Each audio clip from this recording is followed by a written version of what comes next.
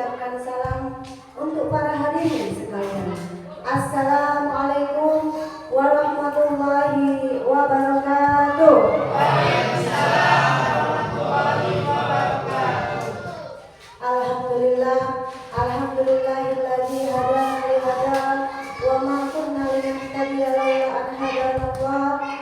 Ashhadu an la ilaha illallah wahdahu la syarika lah wa ashhadu anna Muhammadan abduhu wa rasuluhu la nabiyya ba'dah. Shalatu wassalamu ala nabiyyina Muhammadin wa ala alihi wa sahbihi rasulillahi ajma'in. Amma ba'du. Yang sama-sama kita hormati Bapak Kepala Sekolah SDN 012 Brawijaya, yaitu Bapak Abdul Rahman SPD.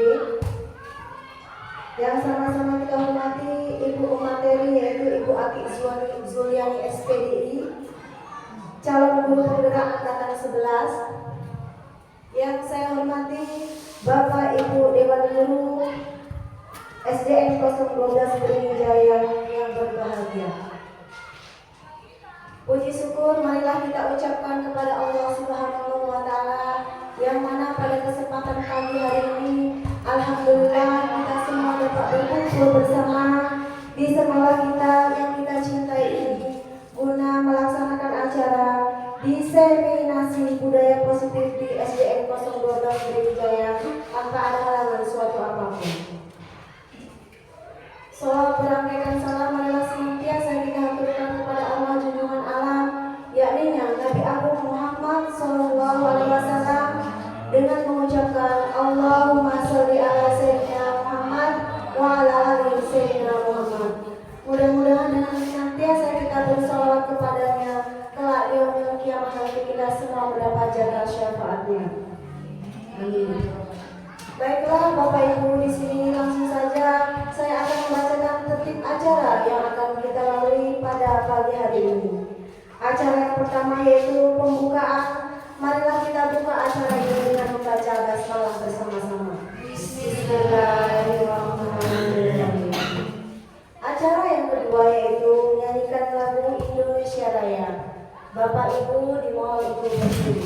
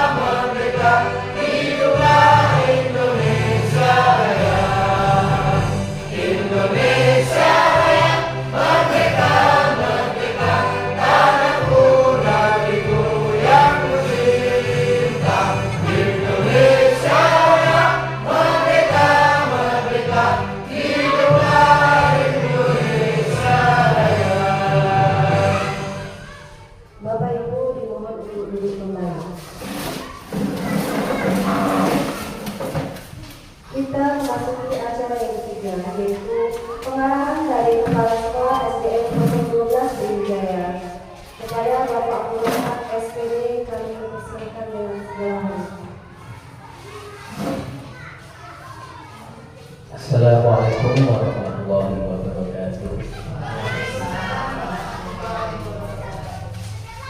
Alhamdulillah, nahmaduhu wa nasta'inuhu wa nastaghfiruh ونعوذ بالله من شرور أنفسنا ومن سيئات أعمالنا من يهده الله فلا مضل له ومن يضلل فلا هادي له أشهد أن لا إله إلا الله وحده لا شريك له وأشهد أن محمدا عبده ورسوله أما بعد اللهم صل على سيدنا Muhammad wa ala ali sayyidina Muhammad. Yang saya hormati Bapak dan Ibu Guru Siti Nurul Hidayah, terkhusus kepada Ibu Atiyani yang pada pagi ini akan menjadi narasumber dalam acara diseminasi penerapan budaya positif di sekolah. Salawat dan salam puji syukur kehadirat Allah SWT yang kita panjatkan dan segala dapat alhamdulillahirabbil alamin, yang mana pada pagi hari ini kita masih diberikan dan nikmatkan berupa kesehatan sehingga kita semua bisa hadir ke sekolah ini seperti biasa untuk melaksanakan tugas dan kewajiban kita.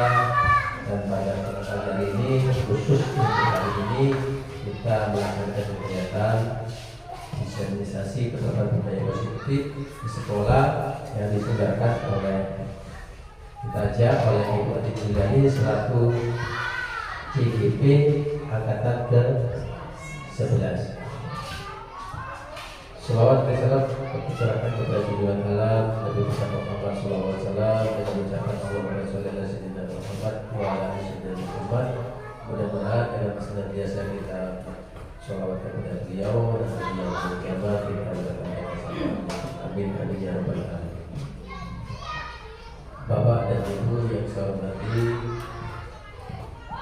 terima kasih kami ucapkan kepada Bu Ati yang pada hari ini melaksanakan kegiatan diseminasi budaya positif di sekolah dalam rangka menunjang program CGP yang buat dilaksanakan.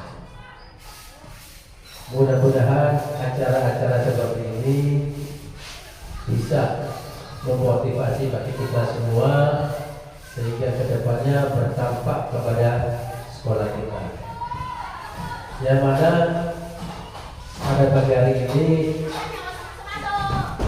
acara budaya positif di sekolah itu sangat bagus. Kenapa? Karena dapat menciptakan lingkungan kondusif di sekolah kita, yang mana ini akan berdampak kepada karakter siswa kita khususnya, hingga kedepannya apa yang ingin dicapai, salah satu tujuan profil pelajar Pancasila itu akan bisa terlaksana. Dengan adanya budaya positif ini, ya mudah-mudahan kedepannya akan memberikan dampak perubahan karakter kepada siswa-siswi kita, sehingga akan meningkatkan nilai rapor pendidikan sekolah kita khususnya di iklim sekolah. Karena di rapor kita di iklim sekolah itu ada yang berwarna kuning. Mudah-mudahan dengan adanya kegiatan seperti ini ke depan salah satu manfaatnya adalah nilai rapor kita di iklim sekolah akan berubah warnanya menjadi hijau, dan karakter anak-anak kita semua akan lebih baik lagi ke depannya. Mari kita dukung bersama-sama apa yang dilaksanakan oleh Bu Ati ini, sehingga kegiatan-kegiatan ini akan memotivasi kita ke depannya, sehingga kita berusaha untuk meraih apa yang sekarang Bu Ati capai. Karena di sekolah kita masih banyak yang belum masuk ke dalam CGP. Mudah-mudahan ke depannya semuanya bisa mengikuti program CGP. Mungkin hanya itu yang dapat saya sampaikan. Kurang lebih mohon maaf.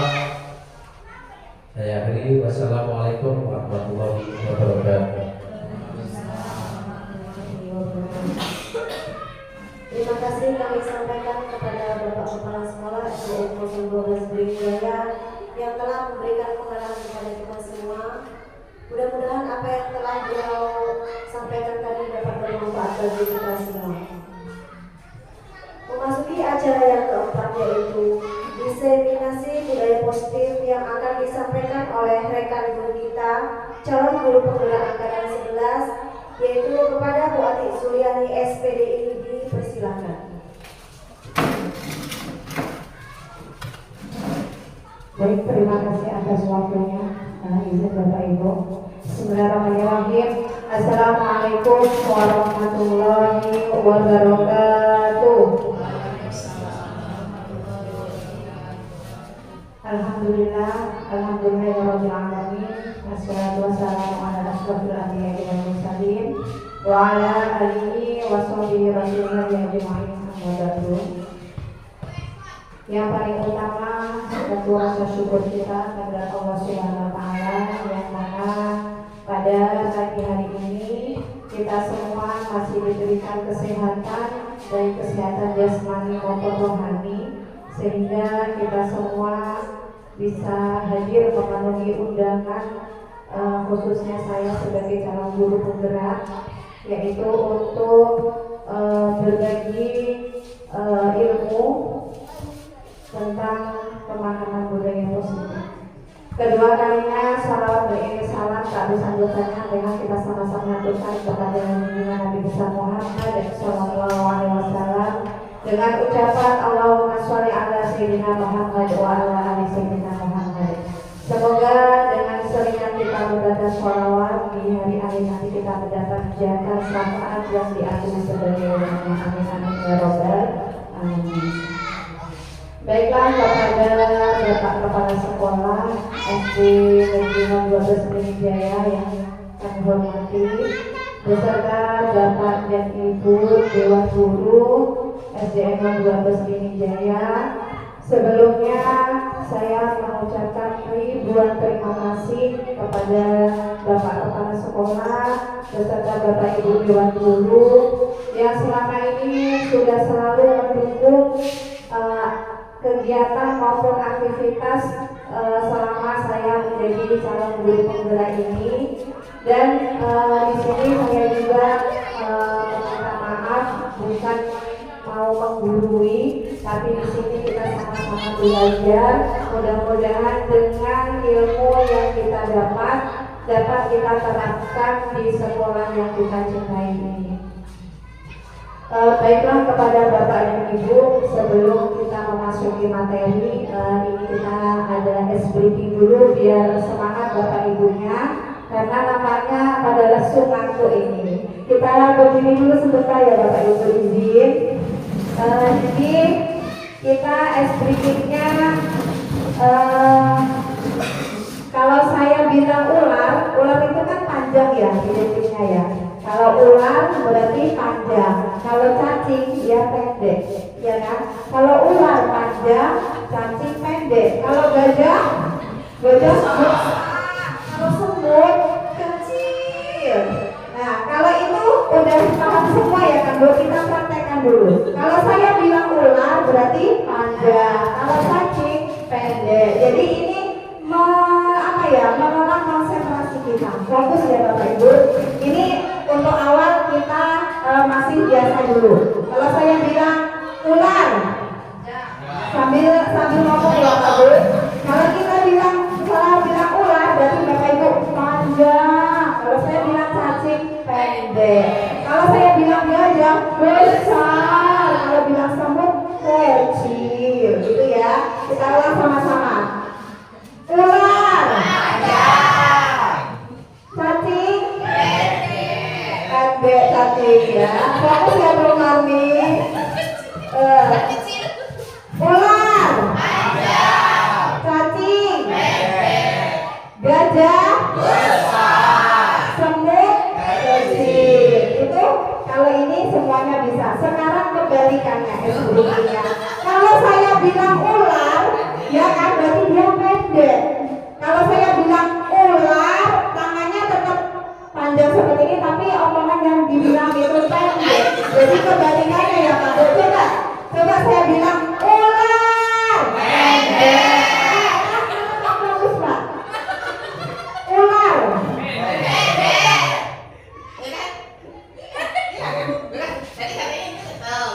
Iya, cuman dia omongannya pendek. Ular pendek. Setelah itu kalau cacing panjang. Nah, jadi kebalikannya gitu ya. Jadi harus konsentrasi ya Bu Ipin. Coba kita lihat Bu Ipin dulu. Dari mana Bu Ipinnya senyum nih? Gajah. Loh, gajah.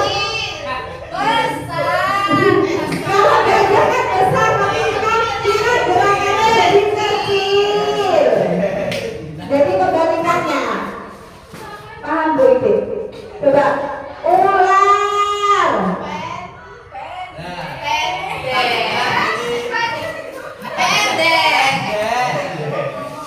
Iya, ngomongnya yang dibalik Bu. Yuk kita konsentrasi ya biar lupa semuanya ya. Cacing. Ayo salah nih. Ayo siapa yang salah? Pak Adian tadi mau salah ya. Gajah.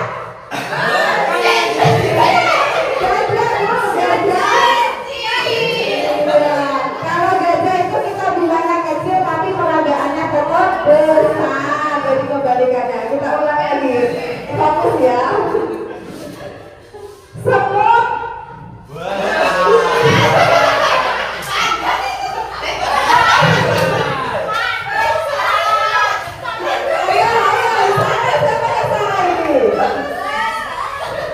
Kebalikannya, jadi kita harus fokus. Ular. Iya, berarti fokus semua jahat ya. Gajah.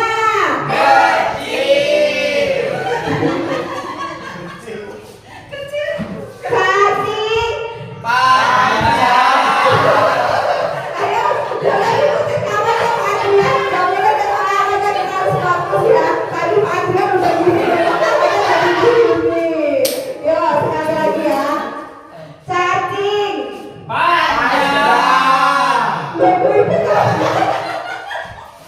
Bu Ipin bingung ya.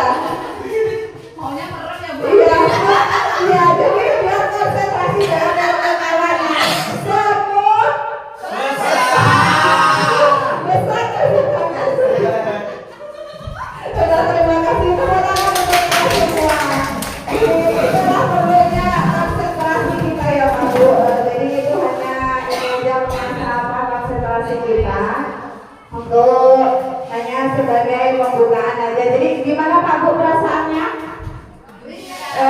Senang ya. Meskipun Bu Ipin harus banyak senyum ya Bu Ipin. Iya, nggak apa-apa. Namanya kita ini melatih konsentrasi. Jadi terima kasih pada Bapak Ibu untuk speaking hari ini. Jadi selanjutnya kita akan langsung membahas tentang pemahaman budaya positif. Yang pertama latar belakangnya itu adalah tentang filosofi Ki Hajar Dewantara Sekolah. Itu adalah sebagai sebuah ladang tempat persemaian bibit-bibit agar bibit bisa berkembang secara maksimal. Maka petani dapat memperbaiki kondisi tanah, memelihara bibit tanaman, memberi pupuk air, membasmi ulat-ulat atau jamur-jamur yang mengganggu bibit tanaman dan lain sebagainya. Jadi ini diibaratkan bagaimana kita ini sekolah ini ladang ya. Jadi nanti di situ kita tanam bibitnya, apakah itu nanti bibitnya dia tumbuh secara bagus, ataukah nanti bibitnya itu enggak tumbuh. Nah, jadi nanti kita bisa sini tentang budaya positif. Untuk pertanyaan tematik, apa itu budaya positif? Saya sudah yakin kepada Bapak dan Ibu pasti sudah sering mendengar apa itu budaya positif. Jadi kepada Bapak dan Ibu yang tahu apa arti dari budaya positif, kami persilahkan.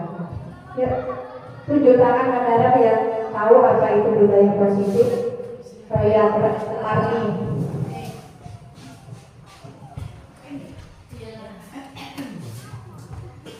Baiklah, terima kasih atas waktunya Ibu Ati.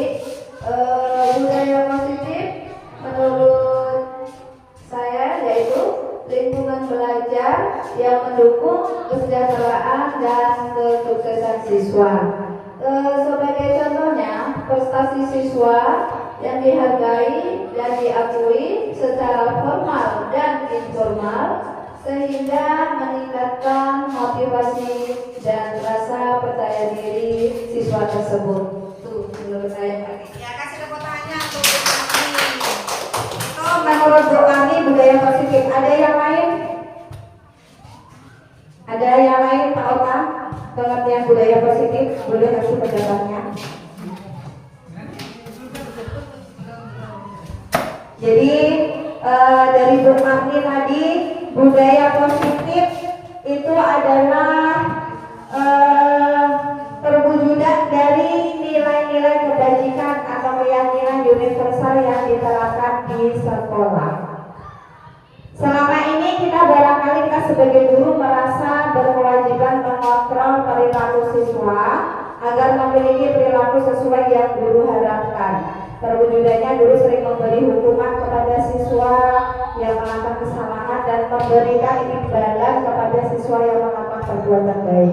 Seperti yang Ibu Marni sampaikan tadi, misalnya kalau anak berprestasi itu kita memberikan ini ya Bu, memberikan penghargaan, dan apalagi banyak di sekolah kita seperti kita mengikuti kegiatan pramuka, di situ alhamdulillah kita mendapatkan prestasi tadi bidang PBB, bidang MTQ. Jadi di situ budaya positif yang kita laksanakan itu di situ kita memberikan imbalan atau penghargaan kepada siswa yang berprestasi.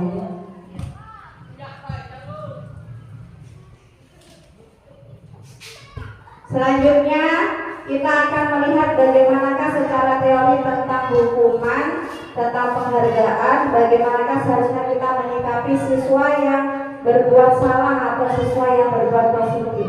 Di sini akan kita bahas tentang konsep inti budaya positif. Yang pertama adalah perubahan paradigma belajar.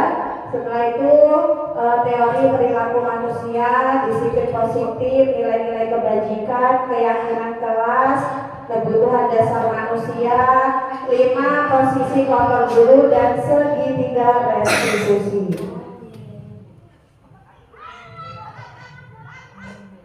Untuk tentang teori kontrol ini adalah sebagaimana kita ketahui bahwa kita sebagai seorang guru kita memiliki teori kontrol atau posisi kontrol kita sebagai guru, yaitu sebagai seorang manajer, di mana guru itu kita memposisikan diri kita itu sebagai jika murid melakukan pelanggaran tata tertib contohnya, maka guru itu memberikan bertanya kepada anak dulu kenapa dia tidak mematuhi peraturan yang ada di sekolah. Jadi kita tidak boleh langsung memarahi atau mengecam anak itu bahwa dia itu tidak bagus, tidak baik karena dia tidak mematuhi peraturan di sekolah. Kita sebagai guru tidak boleh seperti itu. Jadi kita harus sebagai manajer ini kita tanya baik-baik kenapa anak kita itu melakukan kesalahan atau tidak mematuhi peraturan yang sudah kita buat di sekolah.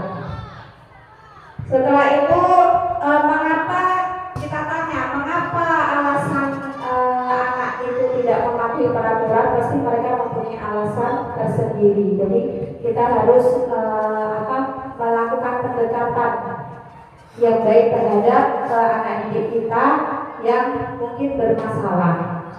Setelah itu kita juga harus membuat kesepakatan kelas untuk melakukan tindakan perbaikan supaya anak kita ini bisa mencari solusi dari pelanggaran yang sudah dibuat.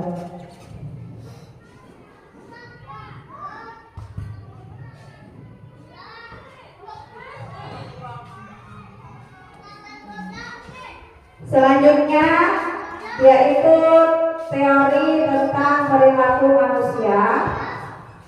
Yang pertama, untuk menghindari ketidaknyamanan atau hukuman, untuk mendapatkan imbalan atau penghargaan dari orang lain, dan untuk menjadi orang yang mereka inginkan.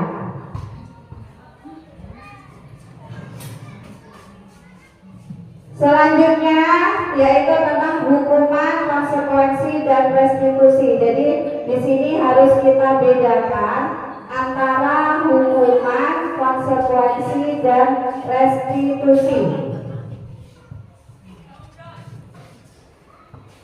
Di situ bisa Bapak Ibu lihat bahwa ada perbedaan antara hukuman, konsekuensi, dan restitusi. Bahwa hukuman itu bersifat tidak terencana atau tiba-tiba. Contohnya ada anak atau murid yang tidak tahu apa yang akan terjadi dan tidak dilibatkan. Hukumnya ini adalah hukuman ini bersifat satu arah dari pihak guru yang memberikan, dan murid hanya menerima suatu hukuman tanpa melalui suatu kesepakatan. Hukuman yang diberikan bisa berupa fisik maupun psikis, dan anak disakiti oleh suatu perbuatan atau kata-kata. Contohnya kalau anak mempunyai kesalahan, itu langsung kita marahi, atau kadang kita cubit atau kita pukul secara keras, itu namanya hukuman. Selanjutnya kalau konsekuensi itu sudah terencana atau sudah disepakati, sudah dibahas dan disetujui oleh murid dan guru. Umumnya bentuk-bentuk konsekuensi dibuat oleh pihak guru atau sekolah, dan murid sudah mengetahui sebelumnya konsekuensinya akan diterima bila ada pelanggaran. Contohnya konsekuensi itu kalau tidak memakai kaos kaki, tidak memakai topi, kita denda 5.000. Itu namanya konsekuensi. Jadi beda dengan hukuman. Selanjutnya restitusi, itu proses menciptakan kondisi bagi murid untuk memperbaiki kesalahan mereka. Proses kolaboratif yang mengajarkan murid untuk mencari solusi tentang masalah mereka dan membantu murid berpikir tentang seperti apa orang yang mereka inginkan dan bagaimana mereka harus memperlakukan orang lain. Itu perbedaan hukuman, konsekuensi, dan restitusi.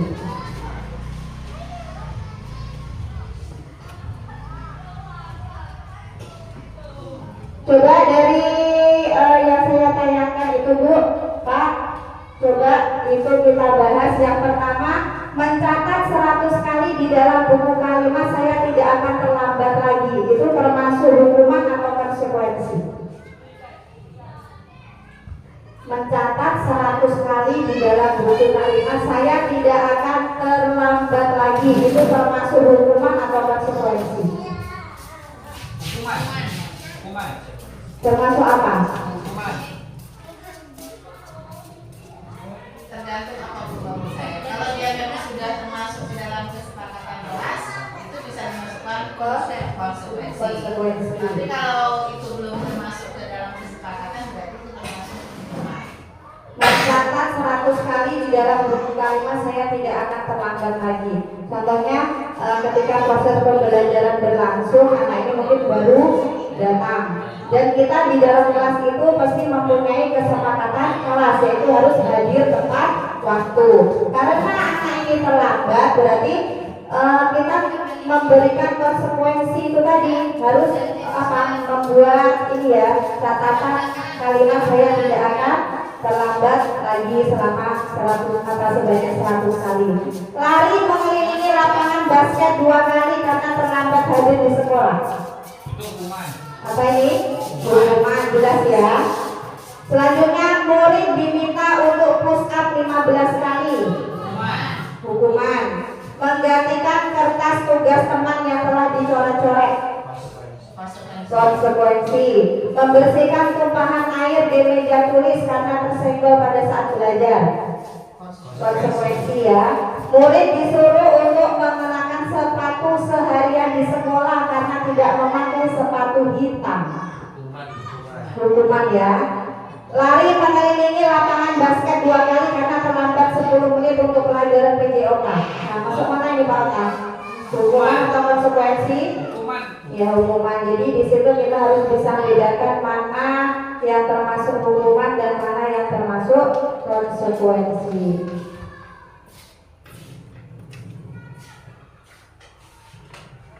Selanjutnya kita membahas tentang keyakinan kelas.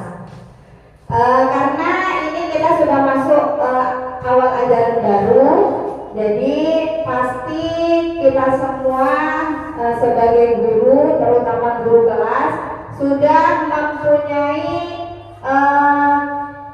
keyakinan kelas yang dibuat antara guru dan murid di kelas masing-masing. Sudah dilaksanakan ya Pak Bu ya keyakinan kelas. Coba saya ingin dengar dari kelas 5. Kelas 5 kelas 6. Contoh keyakinan kelas yang dari kelas Bu di kelas 6. Ya, terima kasih Bu. Kami kemarin sudah membuat keyakinan kelas di kelas 6. Salah satunya kami itu apabila ada satu PR yang tidak dikerjakan, itu kami ada konsekuensinya yaitu untuk menghafalkan perkalian. Misalkan dia tidak mengerjakan PR bahasa Indonesia, walaupun PR-nya nggak dikerjakan bahasa Indonesia, tapi kami sudah sepakat untuk menghafalkan perkalian tersebut. Bagus untuk kelas 6. Terima kasih tepuk tangan ya. Jadi kesepakatan kelas atau keyakinan kelas sudah dibuat ya. Tadi contohnya di situ kalau seandainya tidak mengerjakan PR ya Bu, tidak mengerjakan PR, konsekuensinya adalah menghafalkan perkalian. Jadi di situ konsekuensinya adalah bersifat ini ya. Bersifat membangun atau sifatnya ini adalah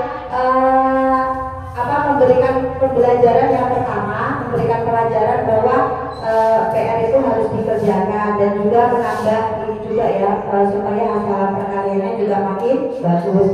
Lanjut dari kelas 4. Kalau untuk kelas 4 kemarin yang saya ingat bahwa mereka akan hadir tepat waktu. Jadi sebagai motivasi mungkin ya, kalau ini bukan konsekuensi, sebagai motivasi di papan absen itu saya buatkan mereka itu serajang tepat untuk menempatkan nama-nama mereka di urutan keberapakah mereka hadir. Nah ini akhirnya memotivasi anak itu sendiri supaya mereka berangkat lebih cepat. Dan syukur alhamdulillah setelah berjalan hampir 1 bulan ini, alhamdulillah kelas 4 saya lihat agak berkurang, tidak ada lagi yang datang terlambat.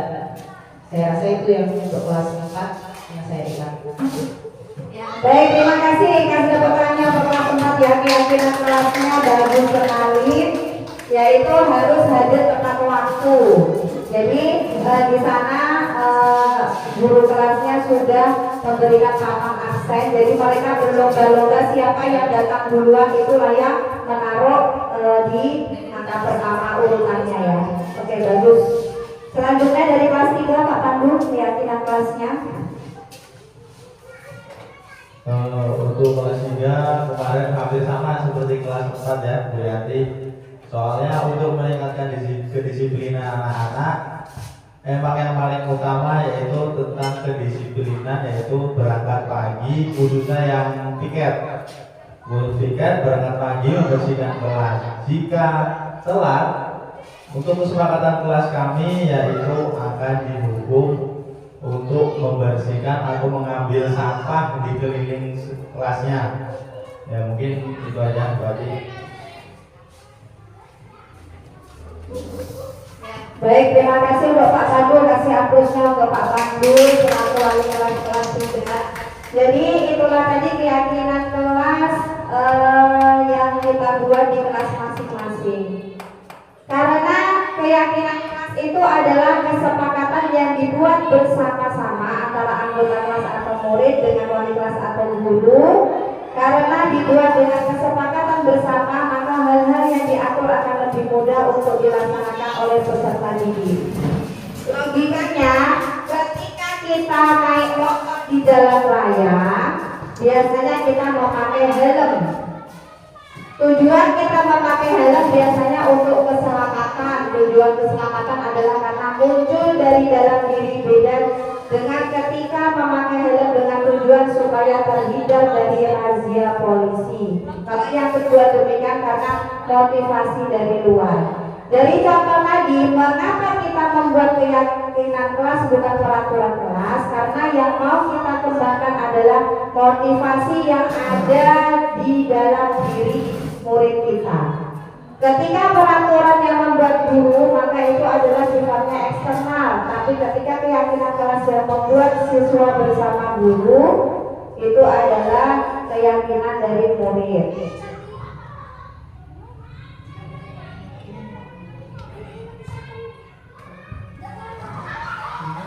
Selanjutnya yang akan kita bahas lagi yang terakhir yaitu tentang segitiga restitusi.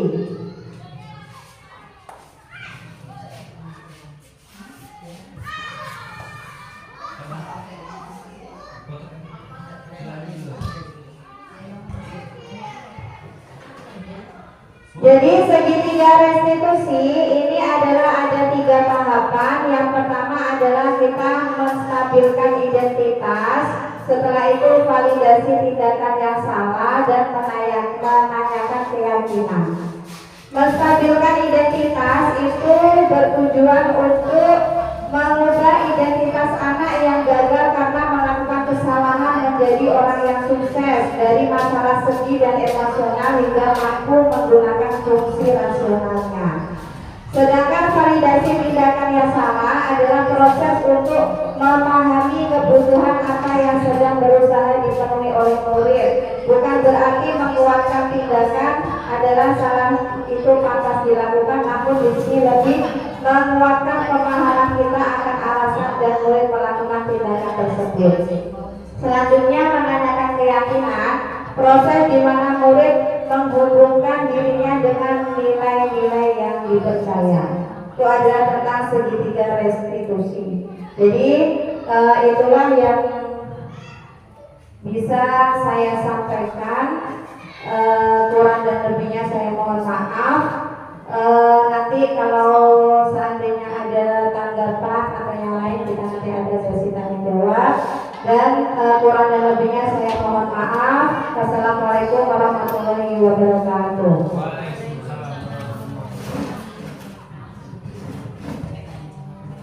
Terima kasih telah disampaikan kepada Ibu Pemateri yaitu Ibu Ati Sulani yang telah memberikan banyak ilmu kepada kita semua. Mudah-mudahan dapat bermanfaat bagi kita semua. Kita memasuki acara yang kelima yaitu tanya jawab. Pada Bapak Ibu yang ingin bertanya dipersilakan. Baik, di sini kita langsung ke sesi tanya jawab ya Bapak Ibu. Jadi kepada Bapak Ibu yang mau ada yang ditanyakan, tidak harus bertanya, memberikan tanggapan boleh, umpan balik boleh. Pokoknya yang penting kita di sini sama-sama belajar. Ya, kami persilakan untuk Bu Yanti. Terima kasih Bu Ati. Saya tertarik dengan materi yang terakhir ini mengenai tadi disebutkan mengenai segitiga restitusi.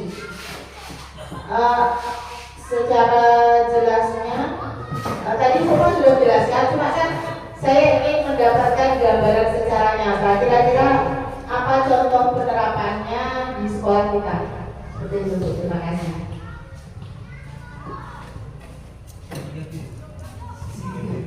Baik, terima kasih. Kita tampung dulu ya pertanyaan dari Bu Yanti tentang segitiga restitusi. Selanjutnya ada lagi pertanyaan dari Bapak Ibu. Ya, Bu Ida, silakan. Terima kasih Bu Ati. Di sini saya ingin sharing ya pertanyaan sama Bu Ati tentang keyakinan kelas. Nah, setelah kita membuat keyakinan kelas itu bagaimana selanjutnya agar peserta didik kita itu melaksanakan apa yang telah kita sepakati. Karena kadang ada keyakinan kelas kita sudah buat tetapi belum maksimal begitu. Jadi saya ingin mendengarkan pendapat Bu Aki bagaimana caranya agar peserta didik melaksanakan atau menerapkan keyakinan kelas yang telah dibuat bersama. Terima kasih. Baik, terima kasih kepada Bu Yanti dan Bu Linda. Jadi tadi pertanyaan dari Bu Yanti adalah tentang segitiga restitusi. Jadi bagaimana contoh penerapannya di sekolah kita. Jadi segitiga restitusi ini adalah kita buat atau kita jalankan ketika ada anak kita yang bermasalah atau dia tidak mengikuti peraturan atau keyakinan yang ada di kelas. Salah satu contohnya, yang pertama ketika kita sudah melakukan pembelajaran di kelas, ternyata ada anak yang terlambat datang. Ya kan? Tadi sudah kita jelaskan semua bahwa salah satu keyakinan kelasnya adalah hadir tepat waktu. Berarti di situ anak tidak menjalankan keyakinan kelas atau peraturan yang ada di kelas kita. Jadi melalui segitiga restitusi ini, yang pertama kita menstabilkan identitas. Jadi ketika anak itu terlambat, kita persilakan untuk masuk ke dalam kelas. Jadi di situ jangan kita langsung memarahi anak, kenapa kamu terlambat? Kenapa kamu seperti ini seperti itu? Tidak boleh. Jadi biarkan anak itu duduk dulu, tetap mengikuti pelajaran seperti biasa. Dan nanti kita panggil ke ruangan kita. Jadi kita panggil anak itu yang tadi bermasalah atau tidak hadir tepat waktu tadi. Kita panggil. Setelah itu kita kasih, ini kan di segitiga restitusi ada 3. Yang pertama adalah menstabilkan identitas. Kalau anak kita panggil ke kantor pasti dia merasa takut ya kan. Tadi saya kenapa dipanggil sama Bu Guru ya di kantor. Jadi untuk menstabilkan identitas ini, kita tadi sudah memanggil dia, suruh duduk, kita tanya kabarnya. Jadi kalau kita tanya kabarnya baik-baik kan pasti dia perasaannya itu takutnya hilang. Jadi dia menceritakan semua apa yang terjadi tadi, karena kan dia ngerasa bersalah. Sudah ngerasa bersalah karena terlambat. Jadi di situ nanti kita bisa bilang ke anak itu, Papa terlambat. Itu juga dulu waktu sekolah pernah kok seperti itu. Jadi kalau kita menstabilkan identitas dia, jadi dia ini tidak merasa takut sama kita. Jadi kita kasih pendekatan, kita tanya kenapa tadi terlambat, ya kan? Kenapa terlambat? Jadi kita tanya alasannya kenapa.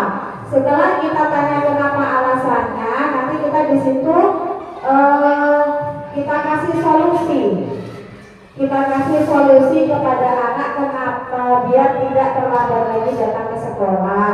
Entah itu bangunnya lebih pagi, jangan tidur terlalu larut malam. Jadi kita bisa menstabilkan identitas dan validasi tindakan yang salah. Jadi kita meyakinkan dia, pasti kamu bisa merubah diri kamu, tidak terlambat lagi, yaitu dengan cara kita tadi itu memberikan solusinya, yaitu jangan sampai tidur larut malam, bangun pagi, ya kan? Jadi biar ke sekolah tidak terlambat lagi.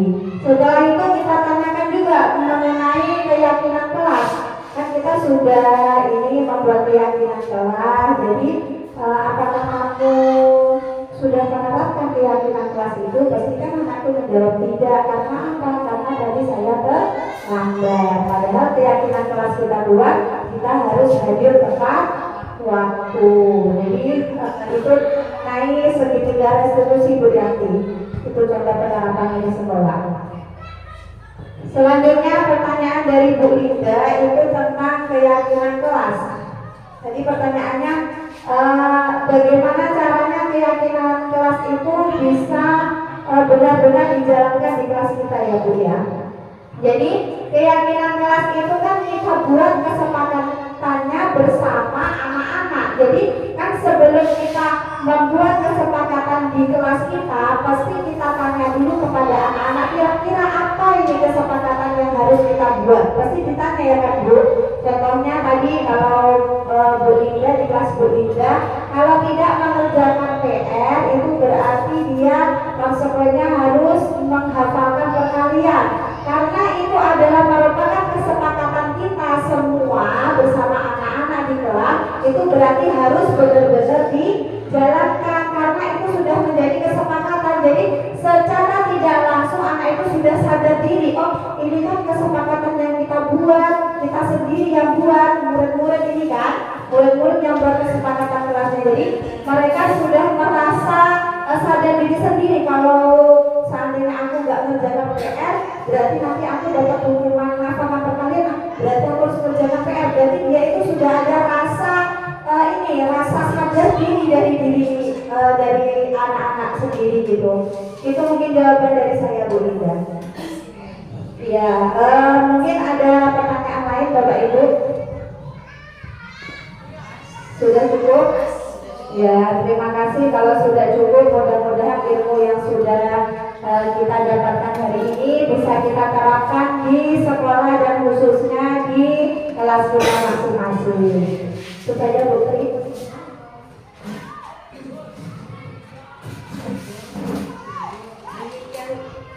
Demikian tadi sesi tanya jawab yang telah disampaikan, sangat-sangat bermanfaat bagi kita semua ya Ibu-Ibu. Mudah-mudahan kita bisa menerapkan ke kelas kita masing-masing ya Bapak Ibu. Demikian tadi acara demi acara telah kita lalui bersama. Di sini saya sebagai pembawa acara mohon maaf apabila ada tutur kata ataupun bahasa saya yang kurang berkenan di hati Bapak Ibu semuanya. Saya mohon maaf yang sebesar-besarnya. Saya akhiri dengan wabillahi taufiq wal hidayah. Wassalamualaikum warahmatullahi wabarakatuh.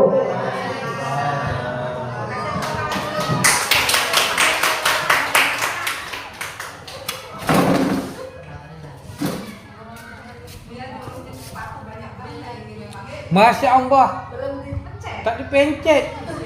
Bohong lagi itu. Sepertinya kamu yang pulang lagi. Ayo. Warahmatullahi wabarakatuh. Waalaikumsalam warahmatullahi wabarakatuh. Selamat pagi semua. Pagi Bu. Gimana kabarnya pagi ini? Sehat Bu. Sehat Ibu pengen tahu apakah kalian semangat tidak pagi ini? Semangat pagi. Pagi, pagi, pagi luar biasa. Kamu semangat.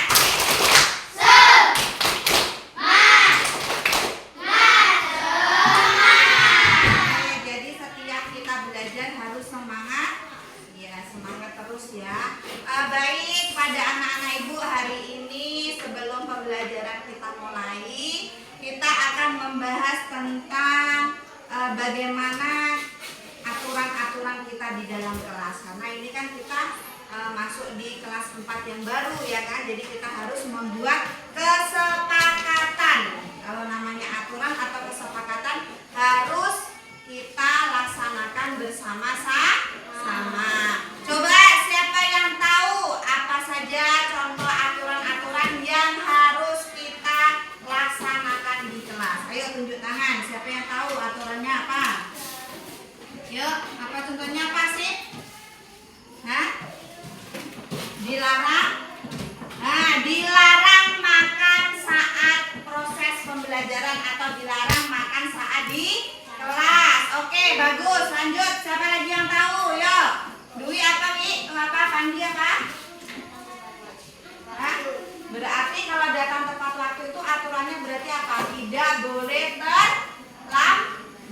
Ya, tidak boleh terlambat. Bagus, sudah ada 2. Ayo, siapa lagi? Apa, Iqbal?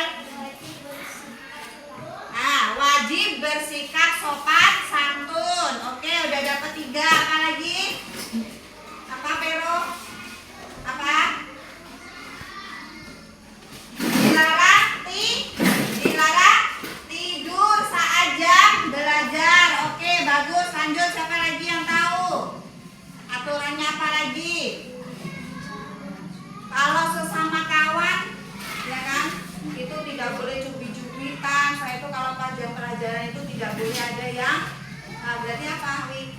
Dilarang ribut saja belajar. Itu aturan-aturan yang sudah kita sepakati. Tadi ada apa saja? Dilarang makan saat belajaran. Setelah itu dilarang ribut di kelas. Setelah itu apa lagi?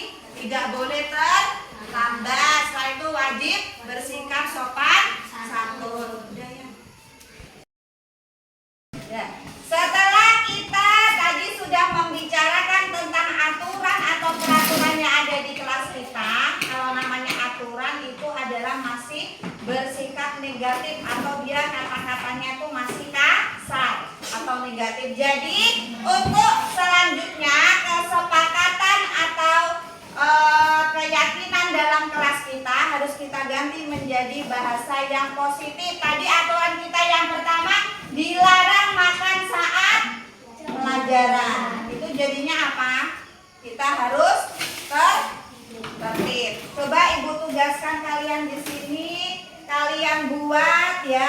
Kalau yang biru tadi laki-laki ya. Jadi ditulis di sini. Coba contoh kesepakatan yang kalian mau buat apa? Karena kesepakatan ini adalah kalian yang harus melaksanakannya. Semua warga kelas kita ini. Ayo yang udah ibu kasih kertasnya silakan ditulis apa contoh kesepakatannya.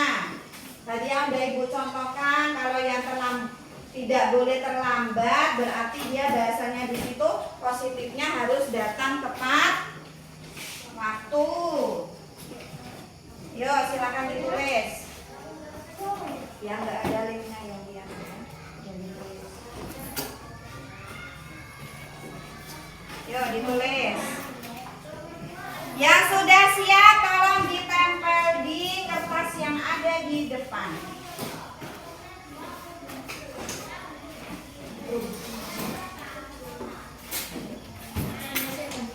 Yuk yang udah siap silakan ditempel. Sini biru, sini pink. Ayo silakan ditempel ke depan yang sudah siap. Oke, bagus. Ya. Lanjut. Ya, lanjut lagi yang laki-laki udah.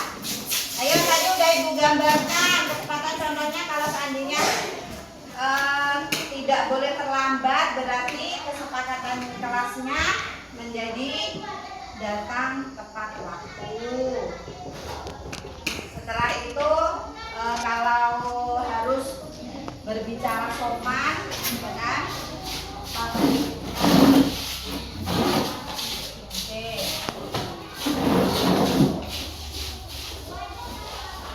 Ya, lanjut.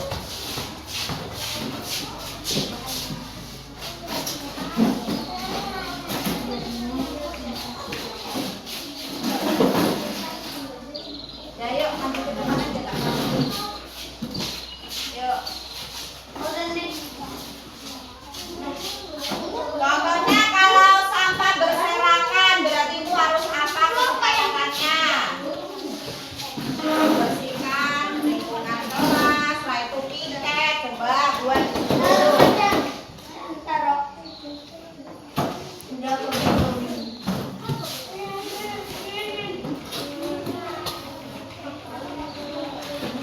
ya, ayo yang belum coba sedikit.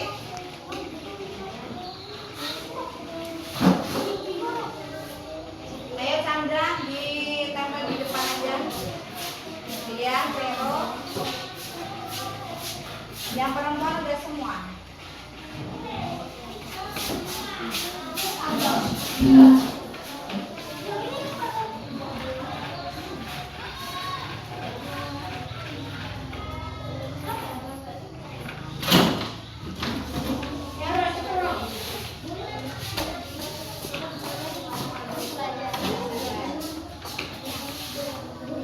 Laki-laki yang belum siapa lagi? Pandi dia mau Chandra, Chandra.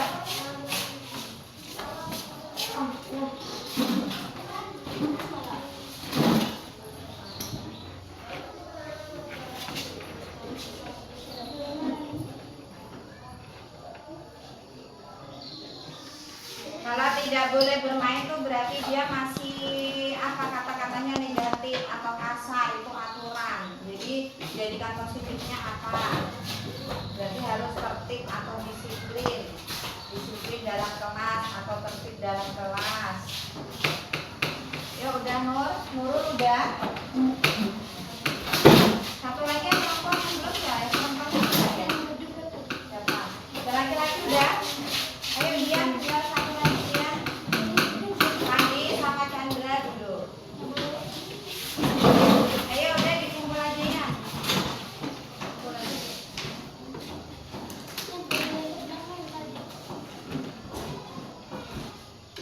Tadi tepat waktu boleh juga. Berbicara dengan sopan. Jadi setelah Ibu suruh tadi kalian untuk menulis ya di kertas sticky note ini tentang kesepakatan kelas yang sudah kalian buat. Coba Ibu baca satu-satu dulu.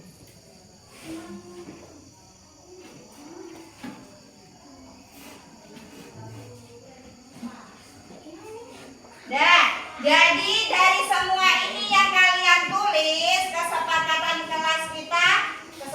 kelas yang kalian buat ini adalah hampir sama semua. Yang pertama, kesepakatan kelas kita selalu menjaga kebersihan. Yang kedua, disiplin dan tepat waktu. Yang ketiga, saling tolong menolong. Yang keempat, berbicara dengan sopan. Yang kelima, saling menghormati. Dan yang terakhir, kalau ketika kita ulangan, kita tidak boleh mencontek. Berarti kesepakatan kita apa? Kita harus bersikap jujur. Berarti yang terakhir adalah jujur. Jadi itu kesepakatan kelas yang sudah kita buat. Coba kita baca bersama-sama kesepakatan kelas yang sudah kita buat. 1. Ya, 2. Disiplin dan tepat waktu. Yang ketiga, saling tolong menolong. Yang keempat, berbicara dengan sopan. Yang kelima, saling menghormati. Yang keenam adalah jujur. Itu adalah semua kesepakatan atau keyakinan yang sudah kalian tetapkan di kelas. Jadi namanya kesepakatan harus dijalankan. Itu semua sudah menjadi kesepakatan kalian bersama. Jadi kalau tidak dilaksanakan berarti akan mendapat konsekuensi. Jadi kesepakatan ini harus dilaksanakan dengan baik. Jadi keyakinan kelas ini adalah harus kesadaran dari kalian sendiri. Jangan takut karena ini dapat hukuman. Jadi harus sadar dari diri kita. Kalau kita terlambat berarti contohnya kalau kita tidak hadir tepat waktu berarti banyak sekali kerugian yang kita peroleh. Sudah pelajarannya itu terlambat ya kan? Setelah itu malu dengan